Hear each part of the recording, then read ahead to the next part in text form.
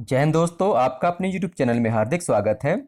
साथियों, आज हम MPPSC 2020 की मुख्य परीक्षा का द्वितीय प्रश्न पत्र के दूसरे खंड के बारे में चर्चा करेंगे। इस खंड में अर्थशास्त्र और समाजशास्त्र से संबंधित प्रश्न पूछे जाते हैं। साथियों, यह परीक्षा आज दिनांक 25 अप्रैल 2022 को आयोजित की गई थी। पेपर का प्रथम भाग देखने के लिए आप हमारे चैनल को सब्सक्राइब कर लें और चैनल की प्लेलिस्ट में जाकर पेपर का पहला भाग देख सकते हैं। तो आइए साथियों, जानते हैं कैसा था आज का पेपर और पेपर में कौन कौन से प्रश्न पूछे गए थे। तो आइए साथियों, अब देखते हैं MPPSC 2020 के मुख्य परीक्षा के द्वितीय पेपर का दूसरा भाग अर्थात खंड ब से प्रथम प्रश्न है। इसमें 15 लघु उत्तरीय उप प्रश्न दिए गए हैं। प्रत्येक प्रश्न के लिए आदर्श शब्द सीमा है 10 शब्द। सभी प्रश्न अनिवार्य हैं और प्रत्येक प्रश्न 3 अंकों का है। तो ऐसा तो देखते हैं प्रथम उप प्रश्न। प्रथम प्रश्न है, कृषक उत्पादक संगठन योजना क्या है।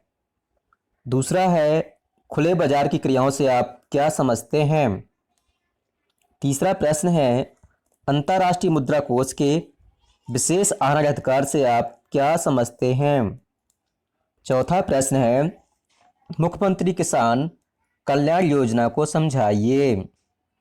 पांचवा प्रश्न है, मध्य प्रदेश की प्रमुख दलहनी फसलें कौन कौन सी हैं। मध्य प्रदेश की प्रमुख दलहनी फसलें कौन कौन सी हैं। छठवां प्रश्न है, किन मसाला फसलों को मसाला क्षेत्र विस्तार योजना में सम्मिलित किया गया है। सातवां प्रश्न है, शिक्षा एक विषय के रूप में भारतीय संविधान की किस अनुसूची में है। समवर्ती सूची में यह कब सम्मिलित की गई। आठवां प्रश्न है, किसने कहा है ना तो हिंदू और ना ही हिंदू परंपराओं ने स्त्रियों में शिक्षा को हतोत्साहित किया है। नौवां प्रश्न है, शिक्षा के 3 उद्देश्य लिखिए। 10वां प्रश्न है, सभ्यता को संस्कृति का समानार्थक किसने माना है। 11वां प्रश्न है, 4 आश्रमों का उल्लेख सर्वप्रथम किस ग्रंथ में मिलता है। 12वां प्रश्न है, भारतीय समाज पर हिंदू धर्म के कोई 4 प्रभाव लिखिए। 13वां प्रश्न है, जनसंख्या विस्फोट के कोई 5 नकारात्मक प्रभाव लिखिए। 14वां प्रश्न है, मयारी क्या है। और 15वां प्रश्न है, विश्व स्वास्थ्य संगठन का लक्ष्य क्या है। खंड ब का दूसरा प्रश्न है, इस भाग में जो है 10 उप प्रश्न दिए गए हैं। प्रत्येक प्रश्न है इसके लिए शब्द सीमा है 50 शब्द और प्रत्येक प्रश्न 5 अंकों का है। तो आइए साथियों, देखते हैं दूसरे भाग का दूसरे प्रश्न का पहला उप प्रश्न। प्रश्न है, भारत के आर्थिक विकास में विदेशी सहायता की भूमिका की विवेचना कीजिए। दूसरा प्रश्न है, भारत में क्षेत्रीय असंतुलनों के कारण लिखिए। तीसरा प्रश्न है, मध्य प्रदेश के औद्योगिक विकास में अनुकूल कारकों पर प्रकाश डालिए। चौथा प्रश्न है, मध्य प्रदेश की महिला नीति 2015 के तहत मध्य प्रदेश सरकार द्वारा उठाए गए प्रमुख कदमों का उल्लेख कीजिए। और पांचवा प्रश्न है, प्रारंभिक शिक्षा के सार्वभौमिकरण के प्रमुख लक्ष्यों की विवेचना कीजिए। छठवां प्रश्न है, वरिष्ठ नागरिकों पर राष्ट्रीय नीति 2011 में उल्लिखित हस्तक्षेप की विभिन्न पहलुओं की विवेचना कीजिए। सातवां प्रश्न है, सभ्यता का टकराव क्या है। आठवां प्रश्न है, फैमिली कोर्ट एक्ट 1984 को समझाइए। और 9वां प्रश्न है, स्वास्थ्य एवं स्वास्थ्य देखभाल का समाजशास्त्र क्या है।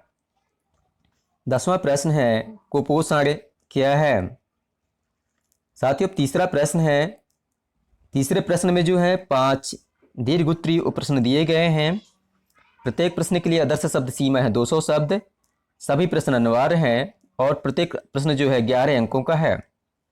तो साथियों तीसरे प्रश्न का पहला प्रश्न है, वित्तीय समावेशन क्या है, इसके क्या उद्देश्य हैं, इस संदर्भ में प्रधानमंत्री जन धन योजना की भूमिका का उल्लेख कीजिए। साथ ही इसके अथवा में दिया गया है, बेरोजगारी किसे कहते हैं, भारत में बेरोजगारी के प्रमुख कारण कौन से हैं, मेक इन इंडिया और आत्मनिर्भर भारत के बारे में संक्षिप्त विवरण दीजिए। दूसरा प्रश्न है, उद्यानिकी से आप क्या समझते हैं, उद्यानिकी किस प्रकार मध्य प्रदेश के किसानों की आय दोगुना कर सकती है, मध्य प्रदेश में कृषि विपणन प्रणाली संबंधी सुधारों के लिए राज्य सरकार द्वारा किए गए प्रयासों का उल्लेख कीजिए। इसके अथवा में दिया गया है, सेवा क्षेत्र में कौन कौन सी गतिविधियां आती हैं, मध्य प्रदेश की अर्थव्यवस्था में पर्यटन उद्योग की भूमिका का उल्लेख कीजिए।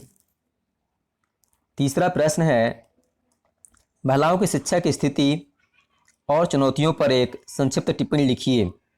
इसके अथवा में दिया गया है, वंचित वर्ग की समस्याओं के कारण और निवारण की विवेचना कीजिए। चौथा प्रश्न है, पुरुषार्थ का अर्थ और समाजशास्त्री महत्व की व्याख्या कीजिए। इसके अथवा में दिया गया है, सामुदायिक विकास कार्यक्रम का मूल्यांकन कीजिए। और साथियों दूसरे पेपर का अंतिम प्रश्न है, नातेदारी को परिभाषित कीजिए तथा नातेदारी की रीतियों की व्याख्या कीजिए।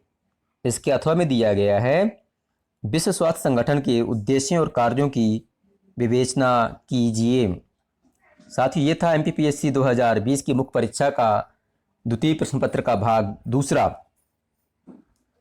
साथियों आपको हमारा वीडियो पसंद आया हो तो निवेदन है, वीडियो को लाइक करें, अपने दोस्तों के बीच शेयर करें और हमारे चैनल जॉयफुल स्टडी को सब्सक्राइब करें। धन्यवाद।